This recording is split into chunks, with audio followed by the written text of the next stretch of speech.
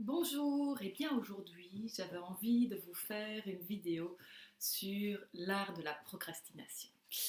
Ça tombe bien, justement aujourd'hui, franchement, il fait super moche dehors.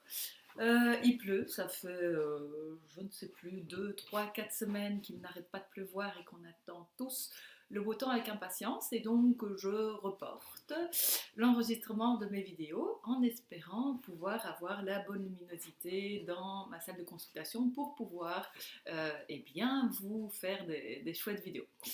Et donc c'est totalement ça, l'art de la procrastination, pardon, c'est d'attendre effectivement le moment idéal, le moment parfait où tout sera bien en place pour que je puisse faire les choses parfaitement, agréablement, etc. Et donc voilà, effectivement, il y en a qui maîtrisent cet art de manière assez incroyable.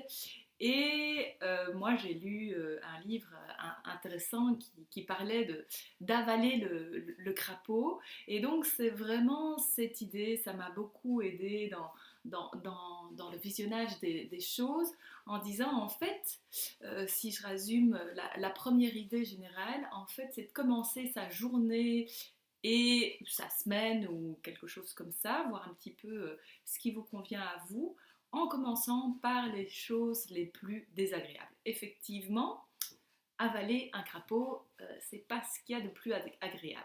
Mais effectivement, si vous l'avalez en une fois, vous le gobez tout de suite, ben voilà, c'est fini, c'est passé. Tandis que si vous le reportez encore et vous commencez à le manger par petits morceaux, etc., je vous assure, ça va être encore plus désagréable. Et plus les jours vous allez vous imaginer que vous allez devoir manger ce crapaud, et pire ça va être. Tandis qu'une fois que c'est fait, c'est fait. Donc, petit conseil, justement par rapport à l'art de la procrastination, c'est de commencer par ce que vous n'avez pas encore fait. Évidemment, en général, on commence par faire ce qu'on aime faire, ce qui va vite, ce qui est agréable, etc. Et on laisse parfois les factures, les choses administratives, etc. à plus tard. Puis finalement, les choses s'accumulent. Ça peut être la même chose au niveau de certaines tâches ménagères, mais aussi de certains de vos projets qui sont vraiment importants pour vous. Et donc, c'est clairement ça. On attend d'avoir la bonne idée, le moment propice, les moyens financiers qu'il faut pour, etc., etc. Ah oui, mais si j'ai pas d'argent, je vais pas pouvoir partir en voyage. Ah oui, mais si j'ai pas d'argent, je vais pas pouvoir me lancer comme indépendant. Je vais pas pouvoir ceci, je vais pas pouvoir cela. Et finalement, on reporte.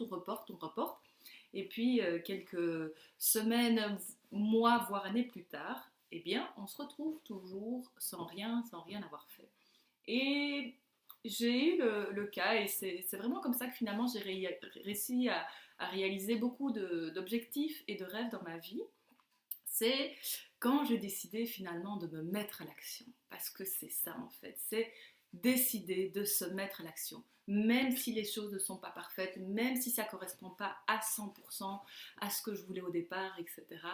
Moi, en fait, je voulais faire le tour du monde, visiter différents pays, et puis, j'espérais en fait y aller avec mon conjoint. Sauf qu'à l'époque, on n'avait pas les mêmes destinations de vacances, pas les mêmes envies de voyager. Ensuite, j'ai espéré pouvoir rencontrer des copines, peut-être avec qui je pourrais y aller. Moi, j'avais mon frère qui avait eu, pendant des études, des amis qui étaient partis à Troyes en Inde. Et donc, je m'étais dit, ah super, je vais trouver des gens pour partir avec moi pour voyager, sac à dos, etc.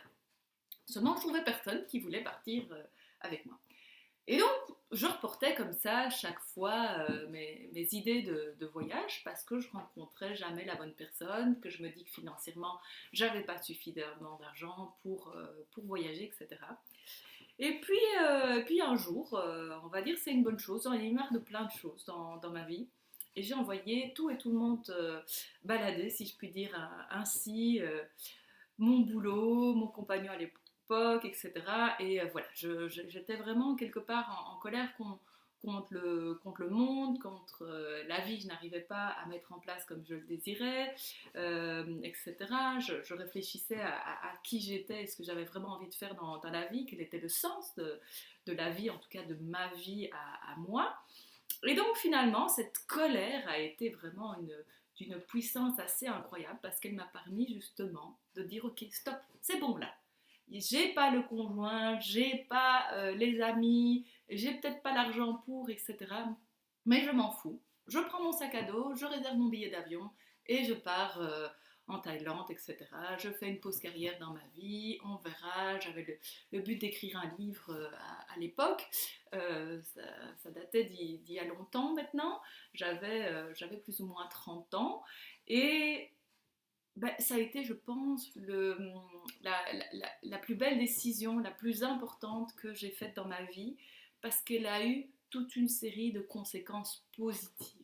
À partir du moment où j'ai vraiment décidé de prendre une décision pour moi et de dire ok, go, j'y vais, même si le contexte, même si ceci, même si cela, même si c'est pas exactement comme je veux, même si c'est inconfortable, que je décide d'arrêter de travailler, que voilà, eh bien je m'en fous. J'y vais quand même. J'avais observé différentes personnes les années précédentes qui étaient parties, etc.